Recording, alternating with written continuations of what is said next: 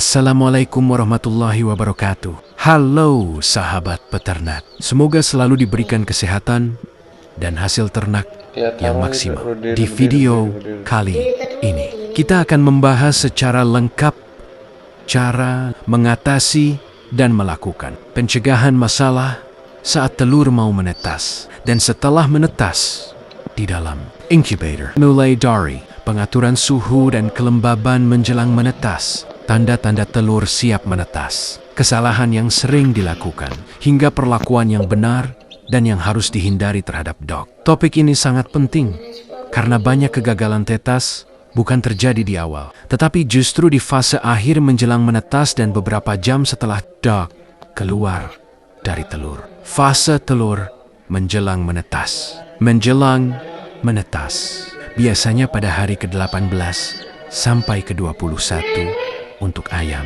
Embrio sudah berkembang sempurna. Tanda telur mendekati menetas. Telur terasa lebih hangat. Terlihat pergerakan saat diteropong. Terdengar suara kecil dari dalam telur. Kantung udara sudah membesar. Pada phase ini, kesalahan kecil bisa berakibat fatal. Sehingga pengaturan inkubator harus lebih stabil dibanding fase awal. Pengaturan suhu menjelang menetas. Suhu ideal 372 menos 375 grados menjelang menetas. Jangan dinaikkan, jangan diturunkan drastis. Kesalahan yang sering terjadi. Suhu dinaikkan karena takut telur gagal menetas. Inkubator sering dibuka untuk mengecek telur. Anak ayam menetas terlalu cepat gives 5 atau terlambat gives gagal prinsip pinting. Lebih baik suhu stabil daripada sering diubah. Kelembaban saat mau menetas 4 menit. Kelembaban sangat krusial. Kelembaban ideal 65%, 75% menjelang menetas. Fungsi kelembaban melembutkan cangkang telur, mencegah selaput dalam telur mengeras, membantu dak keluar dengan sempurna. Dampak kelembapan rendah.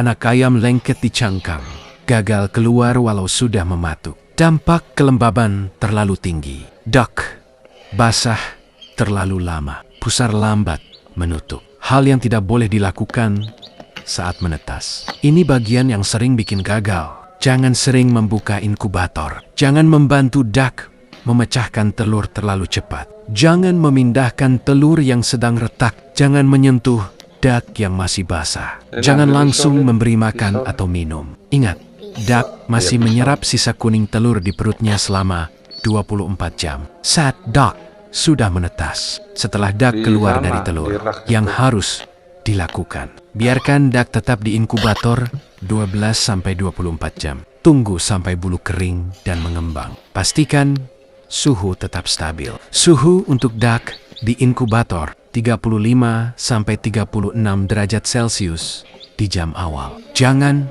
terlalu panas. Perhatikan kondisi dak. Berdiri, mata, suara aktif. Dak yang sehat akan bergerak lincah dan cepat berdiri. Pemindahan dak ke box brooder. Pemindahan harus dilakukan perlahan dan terencana. Hal yang harus disiapkan: box hang glass, kering, lampu penghangat stabil, air minum tambah vitamin ringan. Yang boleh dilakukan: beri minum dulu sebelum pakan. Gunakan vitamin anti-stres. Amati 1-2 jam pertama. Yang tidak boleh: kena perpindahan suhu ekstrem, dicampur dak beda umur. Hanya sebagai penutup, perlu dipahami bahwa fase menetas adalah fase paling kritis. Dalam proses penetasan telur, banyak telur yang sebenarnya fertil dan sehat, namun gagal hanya karena suhu tidak stabil, kelembaban kurang tepat, atau perlakuan manusia yang terlalu tergesa-gesa. Inkubator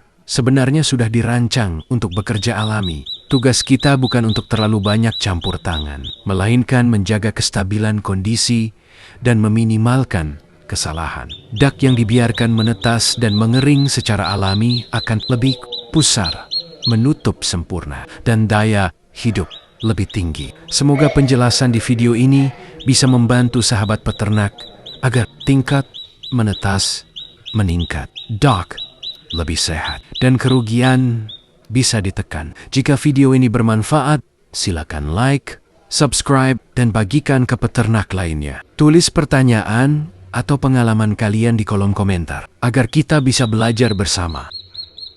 Banyak peternak baru tergesa-gesa memberi makan dan minum segera setelah duck menetas. Padahal secara alami, DOC masih membawa cadangan nutrisi dari sisa kuning telur yang diserap ke dalam tubuhnya. Cadangan ini cukup untuk memenuhi kebutuhan energi duck selama 24 jam pertama. Yang jauh lebih penting pada fase ini bukan pakan, melainkan suhu yang stabil, lingkungan yang tenang, dan perlakuan yang minim stres. Duck yang tidak stres di awal kehidupan akan lebih cepat beradaptasi dan tumbuh lebih seragam. Perlu kita pahami bersama bahwa duck berkualitas tidak bisa diciptakan dengan cara instan atau terburu-buru. Setiap langkah kecil, mulai dari pengaturan suhu, kesabaran menunggu menetas, hingga cara memindahkan duck, semuanya saling berkaitan dan akan menentukan hasil akhir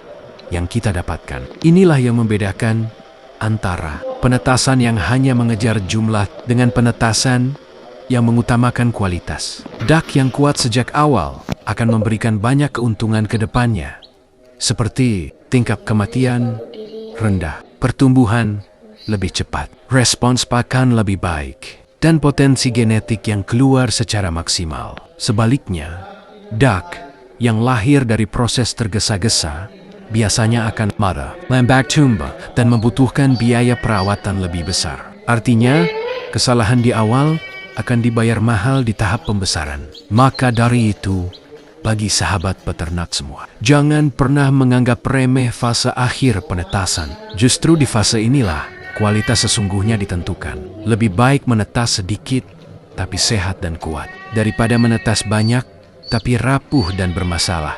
Karena dalam dunia peternakan, kualitas selalu akan mengalahkan kuantitas dalam jangka panjang. Semoga video ini bukan hanya menjadi tontonan, tetapi juga menjadi bahan evaluasi dan perbaikan dalam proses penetasan yang kalian jalani selama ini. Setiap kegagalan bukan untuk disesali, melainkan untuk dipelajari agar hasil berikutnya lebih baik. Teruslah belajar, teruslah mengamati, dan jangan ragu untuk mencatat setiap perubahan kecil yang terjadi di inkubator kalian.